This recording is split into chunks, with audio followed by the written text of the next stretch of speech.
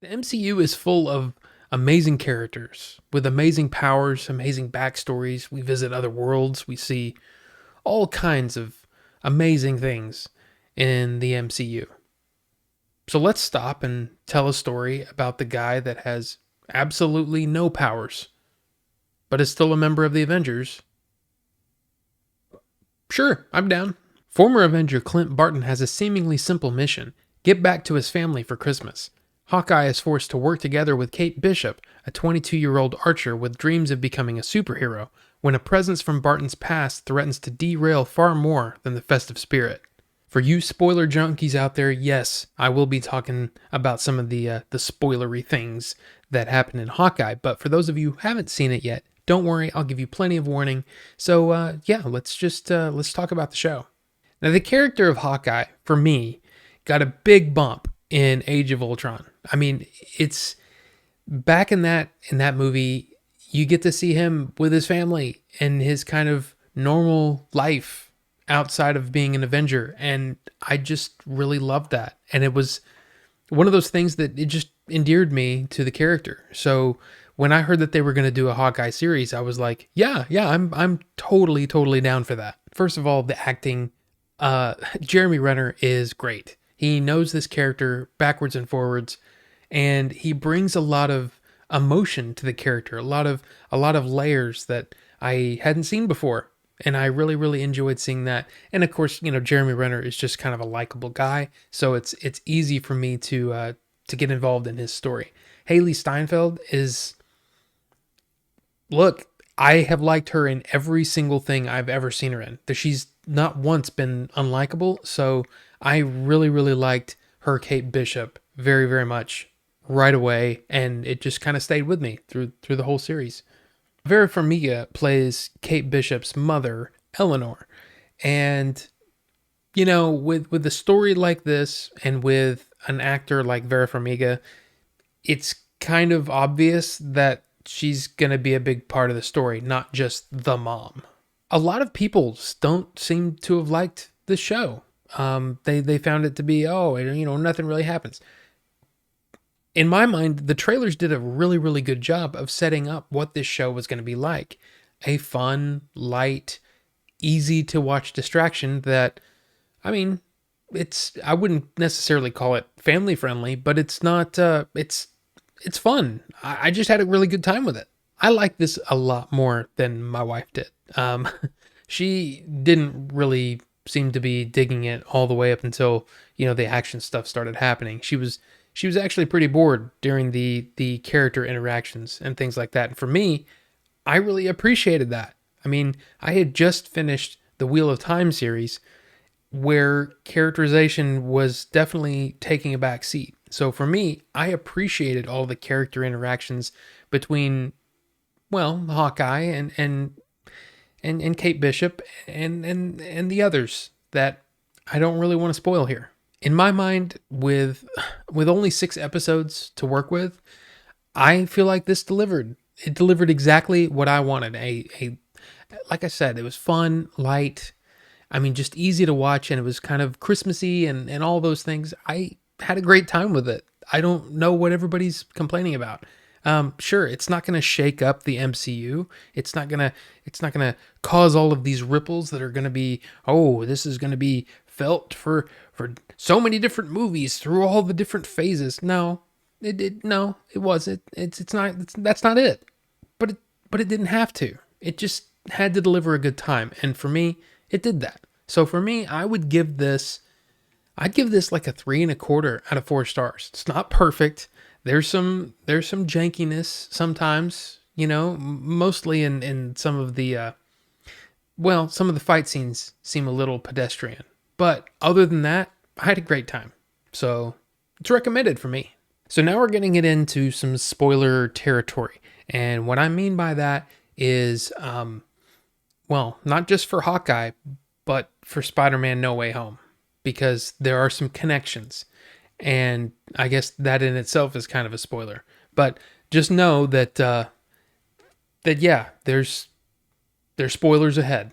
And as I said, from her intro, as soon as I saw it was Vera Farmiga, I was like, okay, so she's going to be either the villain or a villain.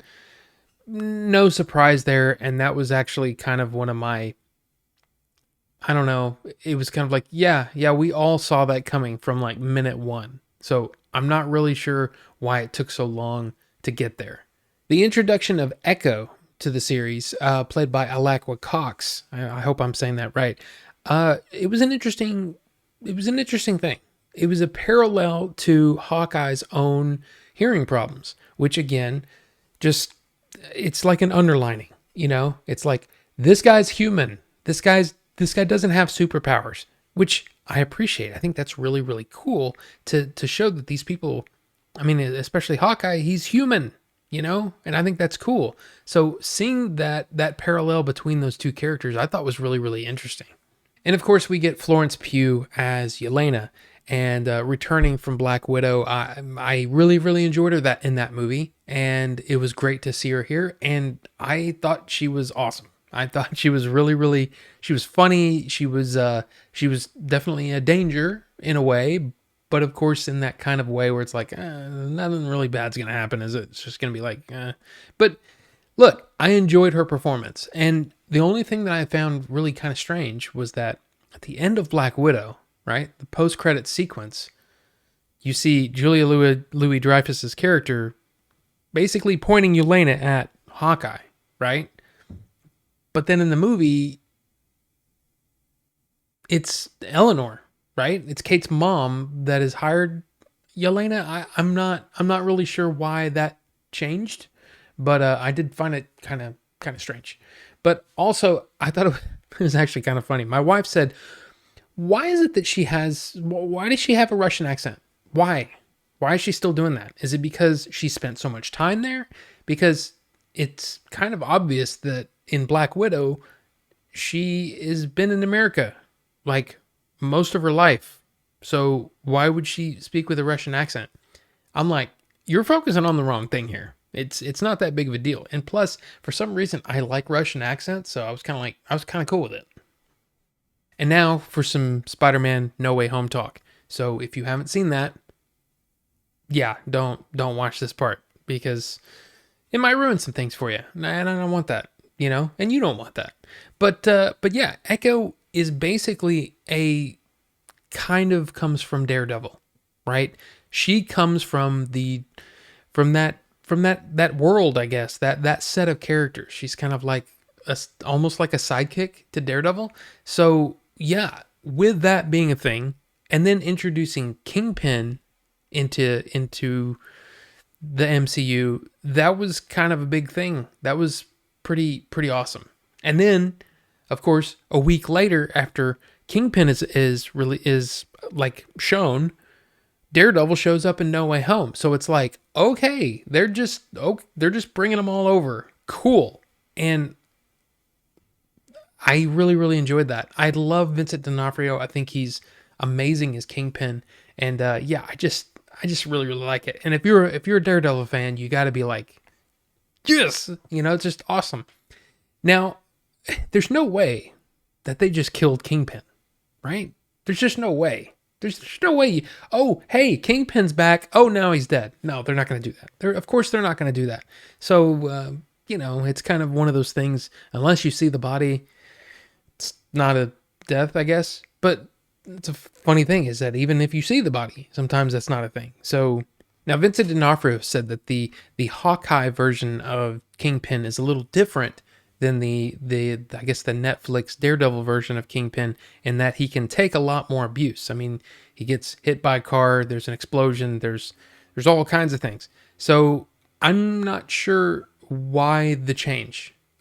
Maybe it's just because they want it to be a little more, because Daredevil, let's be honest, if you've seen Daredevil on Netflix, it got pretty rough in points. So maybe they're just trying to take it away a little bit more from reality, take it up a couple of notches to where it's a little more in the MCU kind of safe fun territory. But yeah, he tried to bring the same intensity that he had in the Netflix series, which I appreciate. And of course, the only thing that I'm kind of wondering about is, does that mean that we're going to see some I'm guessing Daredevil versus Kingpin type stuff, which would be awesome. But I'm kind of hoping that Spider-Man gets a crack at him at some point too. And what was with that post-series scene, right? You're kind of expecting something. And they just basically showed the unedited, I can do this all day Broadway number with everybody doing the. I was like, okay, that's a weird way to end the series. Then there was news that came out that basically the original scene was going to be the Tracksuit Mafia, who, by the way, I found really, really funny in the show. I really enjoyed them. I didn't really have a place to really talk about that, but they were awesome. I thought they they brought a lot of very welcome humor to the show. I like them. But anyway, it was going to be them brought back to the owl's nest, right? The owl takes off with them as they're shrunk down, and that would have made a very interesting, an interesting scene. But hey, it's I guess yeah, we missed out on that one. So we've had WandaVision, Falcon and Winter Soldier, Loki, What If, and now Hawkeye. And yeah, but where does it rank for you? I mean, I don't know if I'd rank it at the top, but I definitely enjoyed it. I thought it was a good time. Let me know what you think down below and we'll talk about it because that's fun. So thank you all so much for watching and we'll see you on the next one.